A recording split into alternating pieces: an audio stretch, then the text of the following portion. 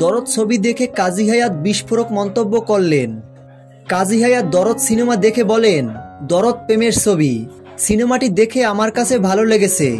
কোরবানির ঈদে কাজী হায়াৎ যখন সেন্সর বোর্ডের সদস্য ছিলেন তখন এমডি ইকবালের রিভেঞ্জ দেখে বলেছিলেন, রিভেঞ্জ এই ঈদের সেরা সিনেমা।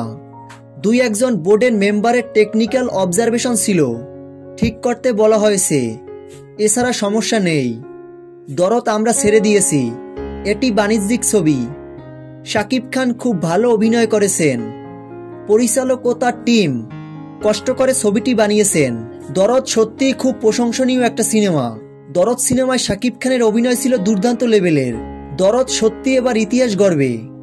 তো ভিউয়ার্স, দরদ সিনেমা নিয়ে কাজী হায়াতের এমন মন্তব্যে আপনাদের কি মতামত? কমেন্ট বক্সে কমেন্ট করে জানিয়ে দিন আপনাদের মূল্যবান মতামত। দরদের সকল আপডেট ভিডিও সবার আগে পেতে ভিডিওটিতে একটা লাইক দিয়ে চ্যানেলটি সাবস্ক্রাইব করে আমাদের পাশে থাকুন।